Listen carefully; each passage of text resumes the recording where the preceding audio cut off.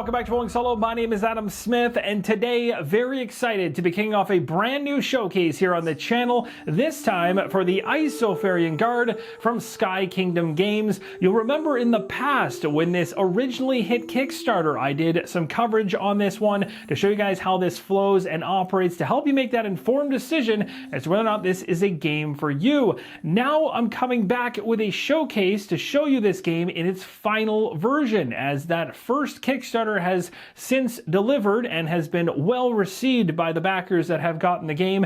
I really want to show you how this thing flows and operates in its final form, starting from the beginning of the campaign through a series of videos to help you make an informed decision on the upcoming reprint, which is landing on GameFound for September 5th, starting at 10 a.m. Central Standard Time. Now, as we go through the journey of the showcase together, going through gameplay of the Isofarian Guard, I'll be stopping periodically along the way to highlight different things which are going to be additions or enhancements to the original experience from that original Kickstarter. And for individuals that back that original Kickstarter, they do not have to worry about missing out on any of the new content that will be coming as part of the reprint, as there'll be an update pack able to be picked up in order to get your game to the most recent version. And I can tell you, based on what I've seen from these changes, you're going to be impressed. Now, for those of you that are unfamiliar with what the Isofarian Guard is all about, at the highest level, it is a solo cooperative, narrative-driven adventure board game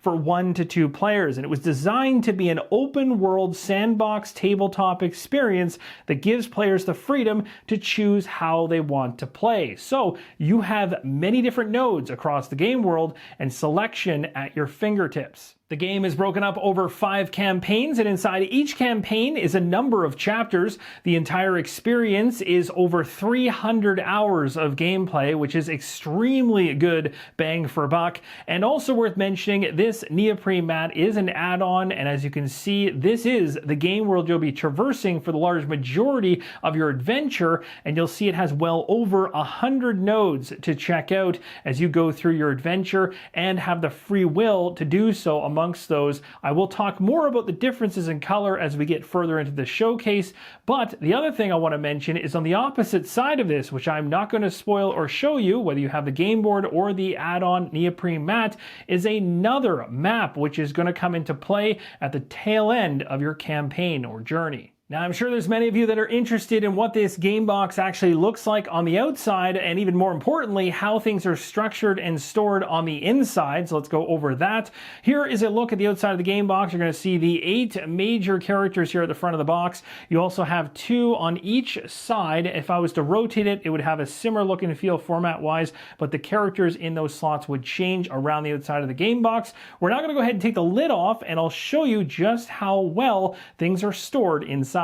The first thing you notice when the cover comes off is everything is side-loaded. We've got game trays at the very top for the characters. We have maps, enemies, dashboards, and miscellaneous inside the center area. We have the books of Isofar, so everything in terms of the coil-bound campaign books, for example, rule books and everything like that are in here. We have materials of Isofar there. We have field events, enemies, and abilities, Volume 1 and Volume 2, so you'll need to pull the volume out that you're currently dealing with. And then the chips are tucked away in trays at the very bottom right. So here's a look at some of the character dashboards and the trays that they come inside of, which I can tell you are extremely handy in that the trays themselves allow for the cubes to stay in place, whether they're there for tracking purposes across your health, attack, defense, that type of thing, or you've got gear acquired over the course of your journey. Whether you are partway into your campaign and you're putting the game away to bring it out at a future time frame, these trays allow for a save state, which is awesome because in any campaign game, the availability to do that is huge. It's a big time saver to be able to put things away, bring them back out, and not have the downtime of having to set things up using a picture or just from memory. And you'll see that these trays are layered, so there's room for other things to fit. There's also room for cards to be slotted into these areas here as well to be stored, as all of these areas are recessed. As you can clearly see, as we bring out more boxes, not only do they look really good, as they look like a bunch of books on the table, but they also have useful information as to what's inside of each of them. So if you're digging through things, you need a quick reference as to what is in each of these boxes. It's listed right on the front for you. And here's a look inside each of these boxes. You're going to see card storage here. It has room for sleeves easily within that box. It also has card dividers. So as you go through these and sort them out, you can put them behind the specific dividers to make finding the cards that much easier. Inside of here, we have all of the major booklets within the game, whether it be just reference material or you have a rule book, for instance. The rule book is stapled, the rules reference is stapled, but absolutely everything else, quests, campaign books, everything major that you'll be going through quite often is all coil bound. And over here on the right hand side, we have storage areas for the game board, other dashboards like combat dashboards, for instance, and we have game trays here for the cubes and gems you'll be using as you go through your journey. Now we're looking at the field events, enemies, and abilities. This is Volume 1, filled with cards. Volume 2 is empty. And the reason for this is, well, you can essentially use Volume 2 for two reasons. One, you can actually break up what's in Volume 1 into Volume 2 and have things in specific areas. Or if you're a sleever or you've picked up sleeves for this game, you'll be able to sleeve every single card and get them into both of these areas. Plus on top of it, for dividing them up in terms of knowing where things are at, dividers are also included, again, making things really easy to get through. Next up, we have the miniatures. Here's the box of miniatures. I've already gone ahead and removed the clear cover to keep things in place if you're a painter. These miniatures are larger in scale than most miniatures, but there's also not as many of them as there would be in a typical board game, which is actually quite a big bonus in terms of setting things up, as most of the gameplay has to do with chips. Chips are the final thing inside the core box. Here's a look at a number of unique ones from each of the different compartments. This is divided right down the middle, so you've got sections for each of these different types of chips. Some of the sections, like this one over here, have multiple unique ones within it. I'm only showing you one for example. Something else to note is that these trays will sit on top. When they close on top, they actually click in and connect on the sides to ensure that they don't open accidentally, which is a nice feature. And last but not least, another component that goes hand in hand with the chips, being that this is a bag builder and you'll also be pulling chips at random at times, for example with encounters, you'll need these drawstring bags. They're included in the core experience and they're high quality. At this point, I want to focus on the reprint campaign on GameFound for September 5th in terms of new information that you guys may want to know leading up to that campaign. Now, the first thing is there will be an update pack, and this update pack is going to be for existing backers specifically. If you're a new backer, the update pack will already be incorporated as part of the entire experience. But if you're coming in as a prior backer like myself, then the update pack is going to have two major things or two major components that are involved in it. The first one is going to be a number of game additions. And there's going to be a bunch which are secretly revealed as part of the campaign. There's two of them which I'm aware of, and we'll go into details in a second as to what those are. But the other thing that's part of the update pack, and for existing backers, it's apparently going to be $39 plus shipping to pick it up. So very, very reasonable based on the different game additions I've heard that are coming. You're going to be quite happy, bang for buck, for what you're getting with this pack. Not only those game additions as part of the update pack, but also reprinting of materials. All the materials here, the rule book, the campaign books, the reference guides, the reference sheets, as well as the index book, the quest book. The index book will be restructured and made smaller to be easier to use during gameplay. They're basically making tweaks on all that stuff, as well as some cards, restructuring cards like the enemy AI deck, as well as some of the guard cards. There's going to be changes to all those and some graphical tweaks as well. So all of the reprinting aspects will be part of the update pack for existing backers, and it's not part of the cost. They're basically just putting it in, plus you get a whole bunch of new game editions on top of it, and for $39, I think you guys can be pretty happy with what you see. Now today I want to talk about the 2 game editions which I'm aware of and can share with you, the rest of course being revealed during the campaign. The first one is 100 new field event cards. There were 60 in the original game, the original printing. This next iteration of the Isofarian Guard will have 160 total overall. It's also going to have a graphical update to those cards, and they're going to match the new event cards that are coming for a total of 160. So that's a very nice benefit and a big boost on that front in the event category. The next one is 4 new plastic field event deck covers. So there'll be covers that'll go on top of the decks to ensure that you don't know what's coming with the next event. And there's also going to be slots on them for purple cubes, which you'll be able to use as you go through gameplay. So these are 2 of the game editions, which will be included as part of the update pack for existing backers. But also, if you're buying as a brand new backer, you can expect all of the update pack components and changes to be part of the experience and pledge that you're going to receive as a new backer. So everything's incorporated really nicely, and existing backers like myself just have to pick up the update pack and we're good to go. So hopefully that gives you a great idea as to what to expect as a new backer or existing backer in the upcoming reprint campaign. There's 2 more things that I want to mention that I think are absolutely important that will be changing and added as part of the reprint campaign. The first thing is all side quests are going to be narrated through Forteller. Currently, only the main quests are narrated. By adding all the side quests now, that's 20 plus more hours of narration added into the equation to tie the entire experience together in Forteller. That is going to be amazing and immersive, as it adds a whole bunch to the experience when you're playing through the game. So that's a big addition.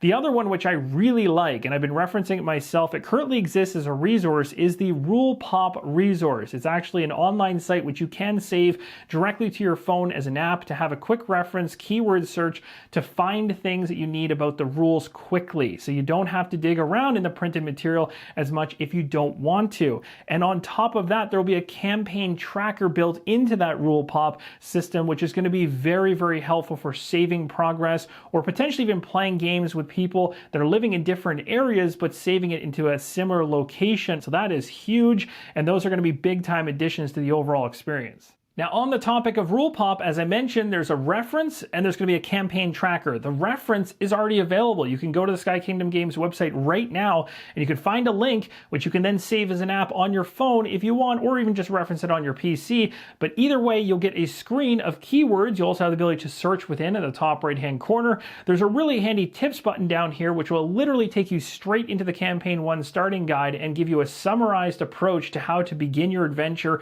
inside of Isofarian Guard. This is an amazing addition to the experience. You don't have to go through the rulebook in all situations, which is really nice. And then the campaign tracker will come at a later date and be added into the experience here. You'll be able to save your campaign progress inside of this thing on top of being able to reference rules, which is huge. And you'll see a number of major game keywords already landed right on the homepage here. So if you're looking for the event bag, for instance, you just click on it and you'll find yourself a summarized sheet of information for it. So you don't even have to dig around. It's all quick and very easily accessible. So I'm a huge fan of this. And speaking of a campaign, it is now time to set up for our adventure inside the Isofarian Guard from Sky Kingdom Games. So without further ado, I'm going to go ahead and use the Rule Pop reference, the tip section I just showed you moments ago, as well as other information from the booklets to get going. I'll take you through the steps of setup to get this campaign going, and in the next video, we're going to dig right into the very beginning portions of the campaign.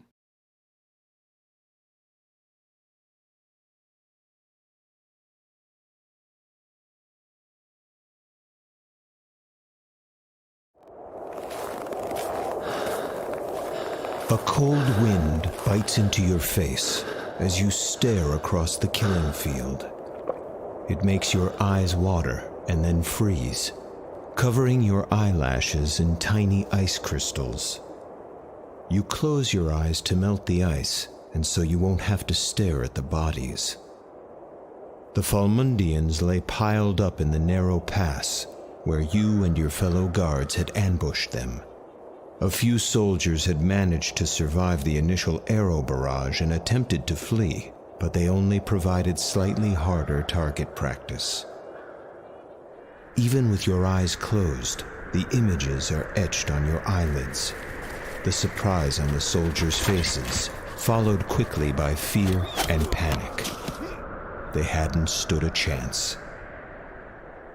Already, the wind and snow are working to sweep the carnage under a fresh white blanket. You and a couple of the younger guards begin picking through the dead like carrion crows, searching for anything of value. You brush the snow from a fallen captain, revealing a face that is far too young. Reaching into the dead man's pockets, you are rewarded with a folded piece of parchment bearing the broken wax seal of Falmund. Inside is a hastily scribbled letter in a script you can't read, most likely marching orders for the deceased squad. It feels odd to be holding the letter that sent its bearer to his doom. If the soldiers had been able to carry out their orders, it would be you lying in the snow alongside your brothers and sisters. You suddenly feel very tired. What is it all for? The senseless fighting, the waste of life. There is no meaning in it. With a sigh, you rise from the corpse and begin making your way toward Captain Grigory with the letter.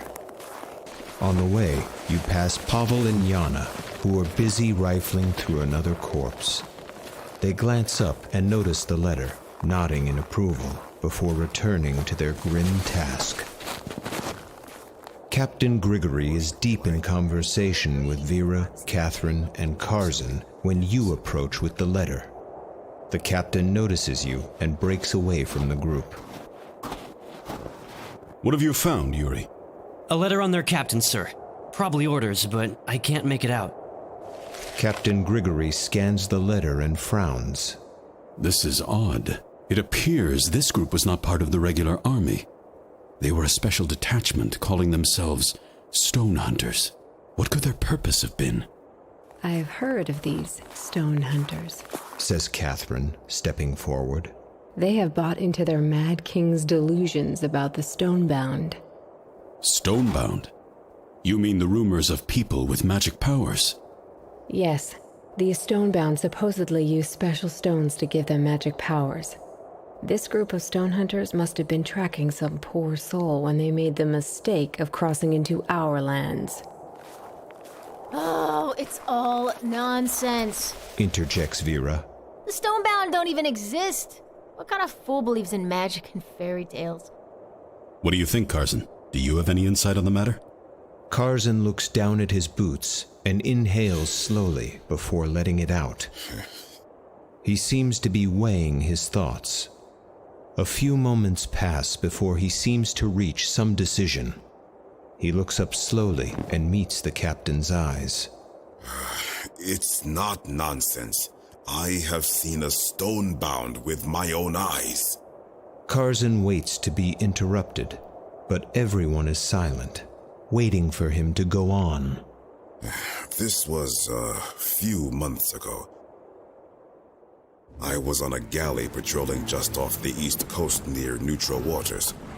We had been out for about a week, and we were just making one last run of the coastline before returning home, when 5 Falman ships came out of nowhere. They had been hiding in a cove, waiting for us. Before we could react, they had lobbed a ball of burning pitch right at us. Captain, I knew in that moment I was going to die. I could only stare as that ball of fiery death got closer. It was a perfect shot, and then it was gone. I couldn't believe my eyes. We all looked around to see what had happened. Someone pointed up at the cliffs above us. There was a lone girl standing there. I didn't get a clear look at her before she... What? What did you see? Well, sir, she jumped. She jumped? Yes, sir. My heart leapt into my throat. I thought she was going to die, but she didn't. She flew towards the fallen ships like a falling meteor. Halfway down, a brilliant spear appeared in her hand, and she drove it right through the deck of the lead ship. Vera begins to laugh.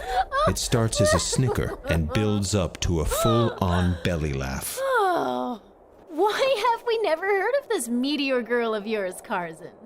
Let me guess. She destroyed all the ships, then flew back into space, but not before stopping to give you a peck on the cheek. Enough, Vera. It's true. She destroyed every ship there, then disappeared. Vera doubles over in laughter until nothing but wheezing comes out of her. Oh, Karzan. Karzan turns away in disgust. I know what I saw. I don't doubt your sincerity, my friend. Says Captain Grigory, placing his arm around Karzan's shoulders. But perhaps you were so scared in the moment that you weren't thinking straight. Captain... It's okay, Karzan. We'll speak more of this later. We need to check on Pavel and Yana, then head back to Silny. Captain Grigory heads back down into the narrow pass, followed by Catherine and Vera, who is still chuckling and wiping tears from her eyes. You put your hand on Karzan's shoulder, offering silent support before following the others. When you reach them, your breath catches. There before you stands Pavel and Yana, each holding a strange stone. Stranger still, they are glowing. Karzan smiles and looks at Vera. She isn't laughing anymore.